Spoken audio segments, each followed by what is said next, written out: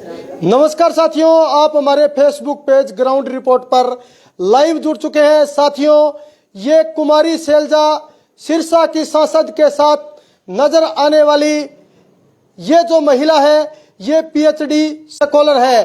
जी हां, आपको बता दें कि ये जो महिला है, ये पीएचडी स्कॉलर है और अब ये राजनीतिक रण में कूद चुकी है। जी हां, अपने आप में ये एक बहुत बड़ी बात हो जाती है कि किस प्रकार महिलाएं आज निरंतर आगे बढ़ रही है। और आपको बता दें कि ये सिरसा नगर परिषद के वार्ड नंबर 21 से 23 से माफ कीजिएगा, वार्ड नंबर 23 से प्रत्याशी है और इन्होंने बड़े बड़े दिग्गजों के पसीने छुटा दिए हैं। जी हाँ, सीधे लाइव लेते हैं। हाँ जी मैडम जी, क्या नाम आपका? सर, मेरा नाम है डॉक्टर दीपिका। मैं वार्ड नंबर 23 से गोकुल समर्थित कैंडिडेट हूँ और इसके लिए मैं गोकुल जी का, हमारे एमएलए साहब का बहुत बहुत आभार व्यक्त करती हूँ। उन्होंने जो वार्ड में मुझे सहयोग मिलता है और वार्ड वासियों का जो मेरे प्रति लगाव है उसको देखकर मुझे टिकट दी। इसके लिए मैं एक बार फिर से गोकुल सेतिया जी का बहुत बहुत धन्यवाद करती हूँ। मैडम जी, आप पीएचडी स्कॉलर हैं, असिस्टेंट प्रोफेसर भी रही है। ऐसे में राजनीति में आने का ये कैसे आपका ये मन किया? सर देखो, जो आसपास का वातावरण होता है, जब उसमें हम निकलते हैं तो कई समस्याएं देखने को मिलती हैं और फिर जब हम कर नहीं पाते कुछ तो मन बड़ा दुखता है ना। सीवर है, पानी है, बिजली है, ये समस्याएं तो कॉमन समस्याएं वार्ड में है। पर आप देखोगे जो हमारा वार्ड है उसमें जो पीर बस्ती ऐड हो जाती है, उसके अंदर ये समस्या भी दिखाई देती है कि वहाँ गरीब बस्ती है, वहाँ लोगों के पीले राशन कार्ड ही नहीं है, उनके पास आयुष्मान कार्ड भी नहीं है। वहाँ बहुत ज्यादा जो व्यवस्था है खराब है, लड़कियां पढ़ने नहीं जाती हैं, कौशल वहाँ विकसित नहीं है। तो ये सब देख के हुआ कि कुछ ना कुछ राजनीतिक पावर हाथ में ले ली जाए ताकि इनका भला किया जा सके, अपनी आवाज को पहुंचाया जा सके। अब ये पैटर्न उठाया कि नगर पालिका में अगर आवाज उठाती हूं मैं तो उसको हमारे जो एमएलए साहब है गोकुल सेतिया, जिसको आगे लेकर जाएंगे और वार्ड की समस्याओं का समाधान हो पाएगा। क्योंकि राजनीति के अंदर देखा जाए तो महिलाओं का एक बहुत बड़ा हाथ होता है। ऐसे में अपनी जो महिला साथी है उनको क्या कुछ संदेश देना चाहोगे? सर, मैं तो जो भी महिलाएं हैं, चाहे वो शिक्षित हैं या अशिक्षित महिलाएं हैं, किसी वजह से भी उनकी शिक्षा रह गई है, उन्हें मैं एक ही बात कहना चाहूंगी कि आप अपने परिवार में जो अपने बच्चे हैं, अपनी बेटियां हैं, उनको आप अच्छे से शिक्षित कीजिए ताकि वो आगे जाकर समाज का और अपने परिवार का पूरी तरीके से भला कर सके। आप उन्हें सिखाइए ये चीजें कि उनके अंदर कौशल विकसित होने चाहिए। सरकारी नौकरी के पीछे नहीं भागे वो लड़कियां। कौशल विकसित होंगे तो अपने परिवार का और आसपास के समाज का भी वो पूरी तरह से सहयोग कर पाएंगी। तो मेरी तो यही अपील रहेगी कि आप अपने अंदर ज्यादा से ज्यादा स्किल विकसित कीजिए। सबसे बड़ा सवाल, आपको वोट दें तो क्यों दें? ऐसी क्या खासियत है आप में जो और कैंडिडेट में नहीं है? सर, मैं यही कहना चाहूंगी कि मैं एक शिक्षित महिला हूं, तो आप शिक्षित महिला होने के नाते मुझे वोट दीजिए। फिर जो हमारा वार्ड है उसमें काफी लंबे समय से हम कई तरह के प्रयास करते आ रहे हैं। हमारे में एक ये खास बात रही है कि हम जो हमारा सामाजिक वातावरण है उसमें हम अपने वार्ड वासियों के लिए तो कार्य करते ही आए हैं। यहाँ पे जो पशु हैं, गायें हैं, कुत्ते हैं, मैं उन तक के लिए अपना कार्य करने का प्रयास करती हूँ। तो मुझे लगता है कि हमारे वातावरण में सिर्फ इंसान ही नहीं, जो पशु पक्षी भी हैं, उनके प्रति भी हमारी सहानुभूति होनी चाहिए। इसलिए वार्ड वासियों में जो मेरी बहनें हैं उन सब ने कहा कि दीदी आपको खड़ा होना चाहिए और आपको इलेक्शन जीतना ही है ताकि इंसानों के साथ साथ पशु पक्षियों का भी भला हो सके। साथियों, ये आप सुन रहे हो डॉक्टर दीपिका को, जिन्होंने कहा कि शिक्षा श्रेणी का वो दूध है जो पिएगा वही दहाड़ेगा।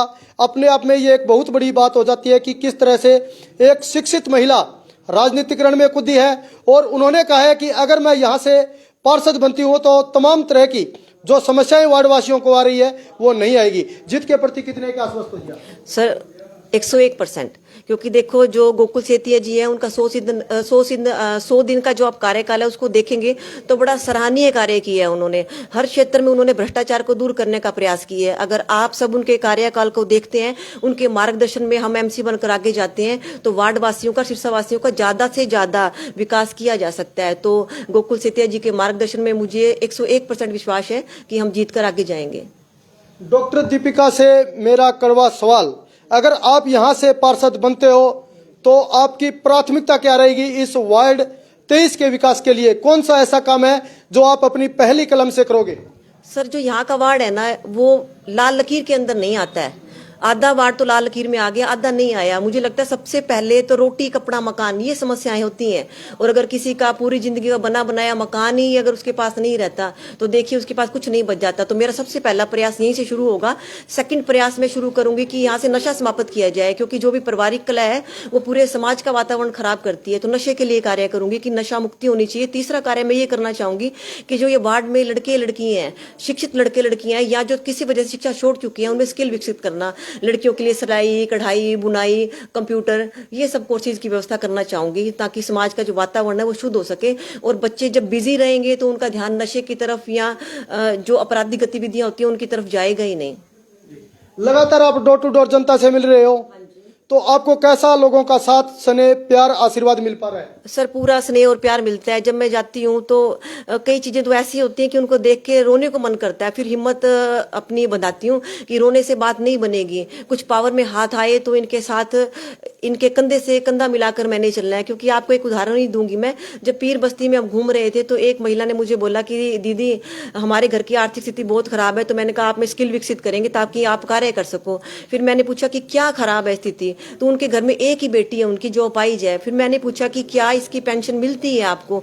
वो ये भी नहीं जानते थे कि अपाहिज को पेंशन मिलती है। फिर मैंने उनसे वादा किया कि अगर मैं एमसी बन जाती हूँ और आपको ये खबर मिलती है तो आप उसी दिन मेरा दरवाजा खड़खड़ाना, इनकी पेंशन बनाई जाएगी। फिर एक घर मैंने ऐसे देखा जो ईंटों के ऊपर ईंटें, बिल्कुल कच्चा घर था, पॉलीथीन लगा हुआ था। वहां एक माताजी बाहर निकलते हैं और वो भी अपनी मजबूरी बताते हैं कि बेटा वोट ले जाते हैं, काम नहीं करते। मैंने कहा माताजी इस बार अपनी बेटी को मौका दो। मैंने उनसे पूछा आपका पीला राशन कार्ड है? वो कहते नहीं। आयुष्मान कार्ड है? वो कहते नहीं। तो ऐसी स्थितियां देख के मन बड़ा खराब होता है। फिर एक बुजुर्ग मिले जो अप्रोक्सीमेट 65 या 70 साल के रहे होंगे। उन्होंने भी कहा बेटा हमें वोट तो नहीं देने थे, पर आप इतनी बातें कर रहे हो तो आप एक विश्वास पैदा होता है हमारे को। आप ऐसे करो, अपना फोन नंबर दे जाओ कि हम गरीब लोगों से पहले तो वोट ले लेते हैं, फिर जब हम मिलने ही जाते हैं ना तो वो मिलने भी नहीं देते। तो मैंने उनसे ये कहा, मैंने कहा बाबूजी ये नंबर ले लो ताकि मैं भूलूं ना आपको, आप आना और दरवाजा खड़काना। और मैंने कहा जब ये लोग जीत के दरवाजा नहीं खोलते तो तब तक खड़काया करो जब तक उनका दरवाजा नहीं टूट जाए। आप उनके जो बहरे कान है उनको खोलने का प्रयास करो। तो बाबूजी इतने प्रभावित हुए, उन्होंने कहा कि मेरे घर में 20 वोट है बेटा, मैं आपको ही दूंगा। मैंने कहा आपने प्रभावित तो होना ही है, लेकिन आपने कान भी खोलने हैं। चाहे एमसी मैं हूं, बनती हूं, या कोई पुराने एमसी होते हैं तो आप उनके कान भी खड़काया कीजिए। जी, तो आप पीएचडी कर चुके हैं और असिस्टेंट प्रोफेसर भी रहे हैं, तो आप पूरे वार्ड वासियों को क्या संदेश देना चाहोगे? क्योंकि अपने आप में ये एक बहुत बड़ी बात है कि एक तरफ पीएचडी महिला चुनाव लड़ रही है और एक तरफ वो दूसरे कैंडिडेट हैं, तो क्या कुछ संदेश देना चाहोगे? सर मैं यही कहना चाहूंगी कि वार्ड वासियों का, जब से मैं शादी करके यहाँ पे आई हूँ, उनका भी मेरे प्रति बड़ा लगाव और सहयोग रहा है।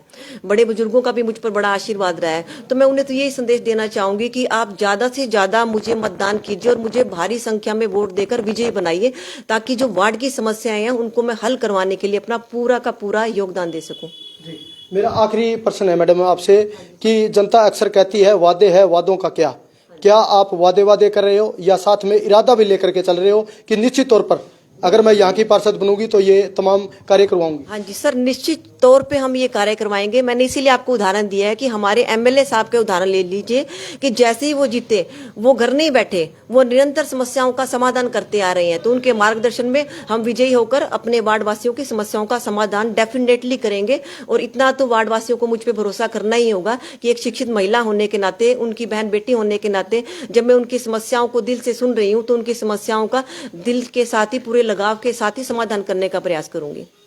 डॉक्टर दीपिका जी, आपके कहने का मतलब 100 दिन का जो विधायक जी का कार्यकाल है वो विरोधियों के पसीने छुटा देगा? हाँ जी, छुटा देगा जी पसीने। सर आप देखिए कि जो शहर में पार्कों की व्यवस्था थी वो उनको भी दुरुस्त करने का प्रयास कर रहे हैं। ट्रैफिक लाइट्स आप देख लीजिए, उनके नियमों का भी अब पालन हो रहा है। फिर हमारे यहाँ से जो थेड़ वाली बस्ती हाउसिंग बोर्ड वाली जगह चली गई, वहाँ इतनी दुर्गति थी कि कोई वहाँ देखने तक नहीं जा रहा था। वहाँ भी हमारे एमएलए साहब गए और समस्या का समाधान करने का प्रयास किया। सड़कों की आप व्यवस्था देख लीजिए कि बड़ी खराब थी, उन सड़कों की व्यवस्था भी अब धीरे धीरे सुधरने लगी है। अगर वार्ड वासियों को और सिरसा वासियों को लगता है कि उन्होंने भ्रष्टाचार को दूर करके अपनी सभी समस्याओं का समाधान करवाना है, तो हमारे एमएलए साहब के पद चिन्हों पर हम एमसी और जो चेयरमैन पर्सन है हमारी वो चल रहे हैं। तो आप हमारा पूरा सहयोग कीजिए ताकि नगर पालिका हमारे जो एमएलए साहब है उनके अकॉर्डिंग बने, ताकि ज्यादा से ज्यादा भ्रष्टाचार को दूर करके सिरसा वासियों का विकास किया जा सके।